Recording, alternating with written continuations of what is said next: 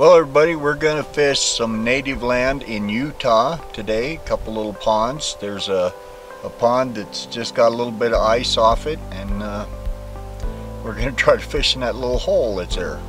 So we'll see how we do. If you're already a subscriber, we thank you for your support. We sure appreciate it. Couldn't do this without you. If you're new to this channel, hit that subscribe button down there in the corner and that bell notification, and travel along with us. See our fishing trips and our fly tying series. Let's go fishing.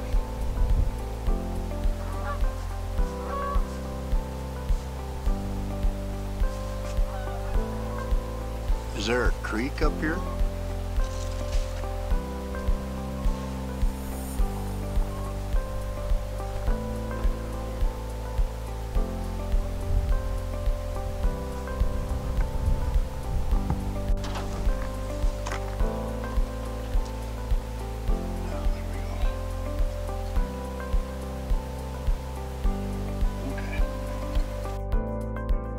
Well, it's time to set up the fly rod.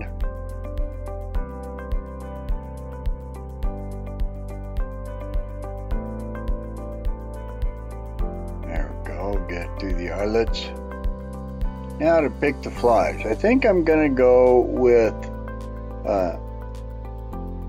an underwater type item, not necessarily a nymph, but like a mop fly to start with. And I'm not going to use a dropper, mainly because the wind's blowing and I don't think I can control it.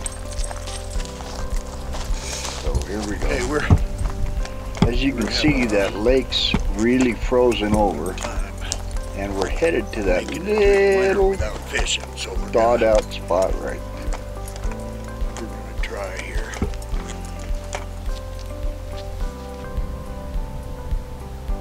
Well, I can see in the water that the only deep spot is right there by the edge of the ice, so I've got to kind of pinpoint my cast.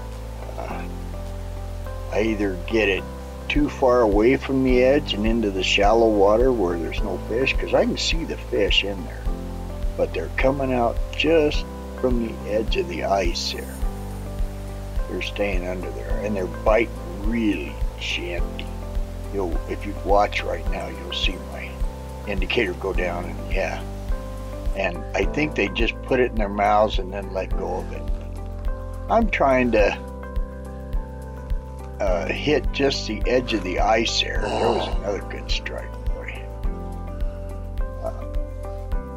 And I can't quite, either too far or not far enough, and the wind's blowing in my face again, which this time of year is not uncommon, but I'm trying to understand them right at this point.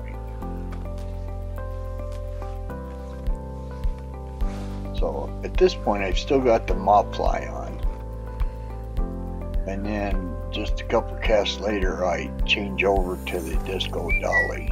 Come on, Lily.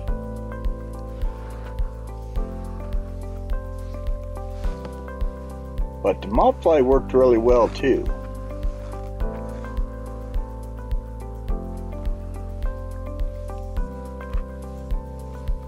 I just figured since I was kind of splashing the water trying to aim, I was better off changing a little bit. But there we go. Oh, missed him too. Doggone it.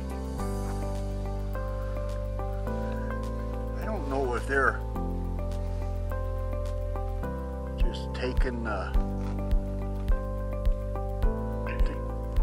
I truly believe that they were biting the bottom end of that mob fly and not going for them completely. There, I got one, but this one is on the disco dolly that I'd switched to.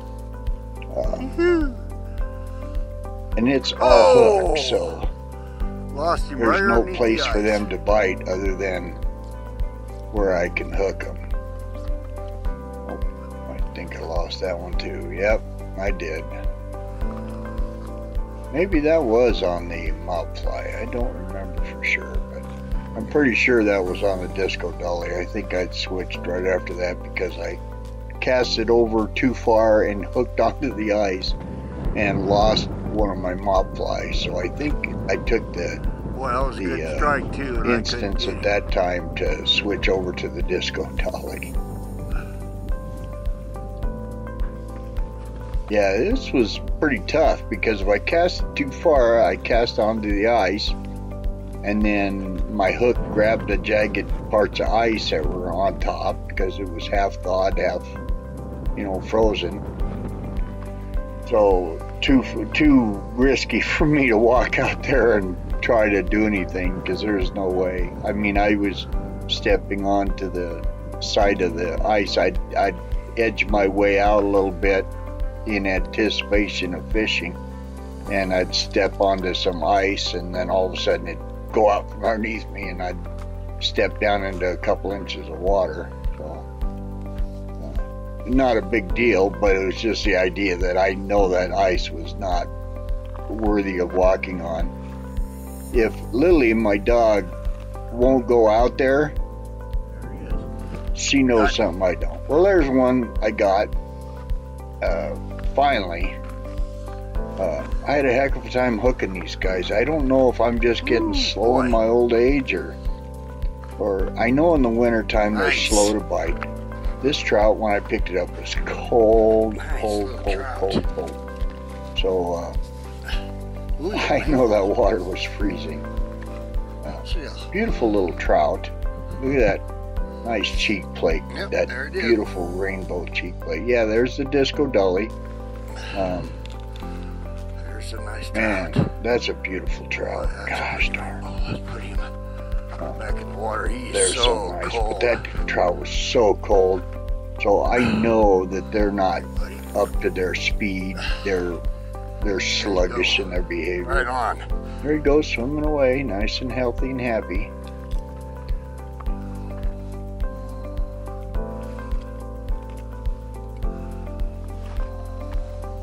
Yeah, it seemed like every time I started to cast and get a formula for how far to let my line out and how much pressure to put on, a little breeze would come up and move my fly somewhere else. I almost considered doing top flies, but I didn't see any surface action.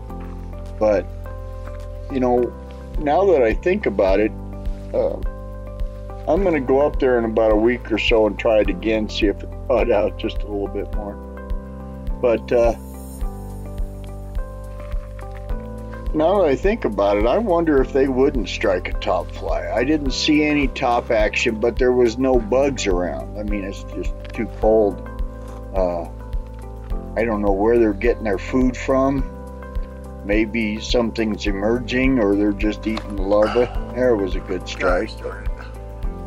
I missed him. My footing. There we go. But in reality, it was a pretty nice day fishing. I got half a dozen strikes or so, and landed one, and I'm not much of a big on whether I land them or not. I mean, it's fun to land them, of course, but to see them and to touch them. But it's just the idea of being out there fishing.